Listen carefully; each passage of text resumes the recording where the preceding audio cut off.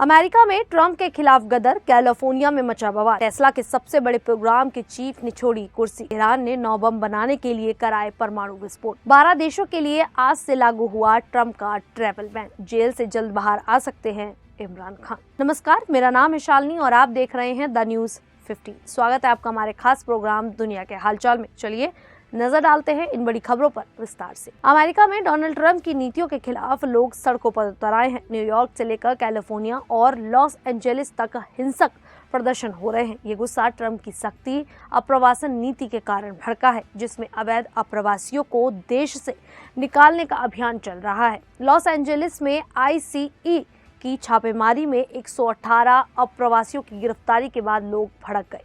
प्रदर्शनकारियों ने सड़कों पर आगजनी, पत्थरबाजी और हिंसा शुरू कर दी।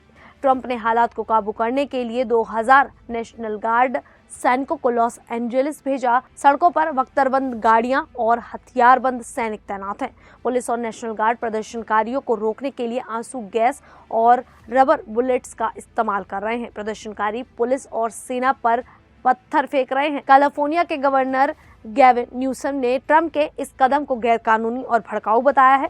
उनका कहना है कि ट्रंप तमाशा चाहते हैं, जबकि स्थानीय पुलिस हालात संभाल सकती थी।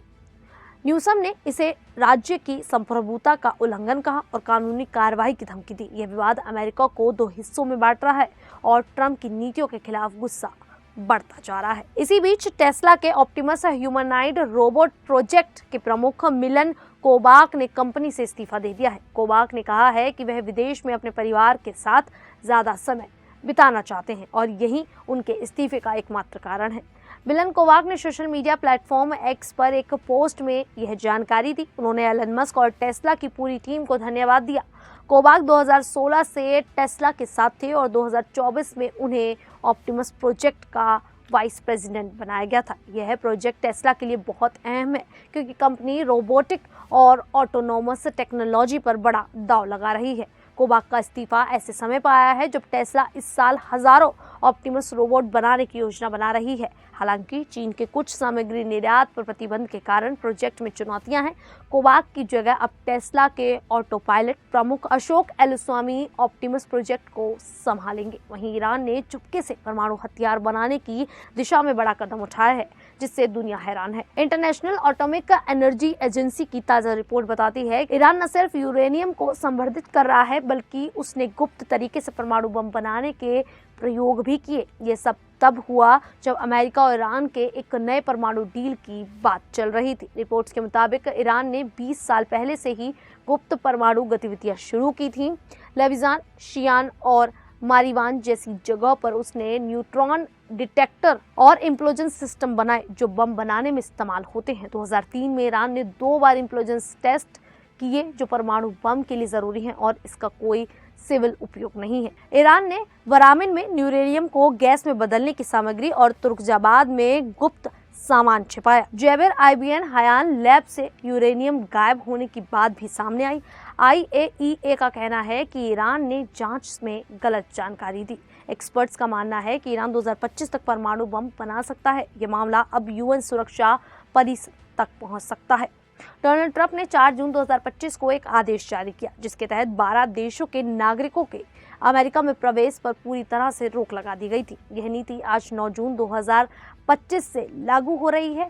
इन देशों में अफगानिस्तान, म्यांमार, चाड, कांगो गणराज्य, Equatorial Guinea, Eritrea, Haiti, Iran, Libya, Somalia, Sudan और यमन शामिल है। साथ ही Burundi, Cuba, Laos, Sierra Leone, Togo, Turkmenistan और वेजुएला के लोगों पर आंशिक प्रतिबंध है, यानी वे कुछ खास वीजा जैसे पर्यटक, छात्र के लिए आवेदन नहीं कर सकते।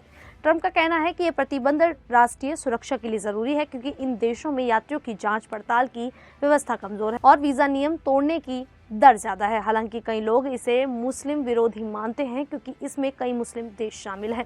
पहले भी 2017 में ट्रंप ने 7 मुस्लिम देशों पर ऐसे ही प्रतिबंध लगाया था, जिसे मुस्लिम बैन कहा गया।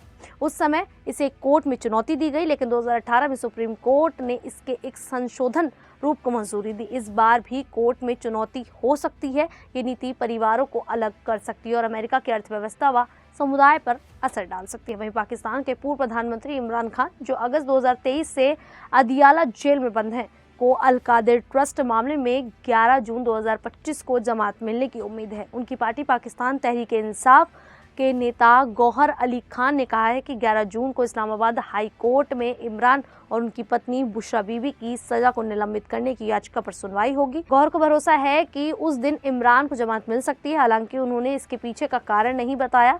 अल कादिर ट्रस्ट मामले में इमरान और बुशरा पर भ्रष्टाचार का आरोप है। उन पर 190 मिलियन पाउंड की रकम और जमीन हासिल करने का इल्जाम है। सुनवाई पहले स्थगित हो चुकी है क्योंकि राष्ट्रीय जवाबदेही ब्यूरो को दलीलें तैयार करने के लिए समय चाहिए था।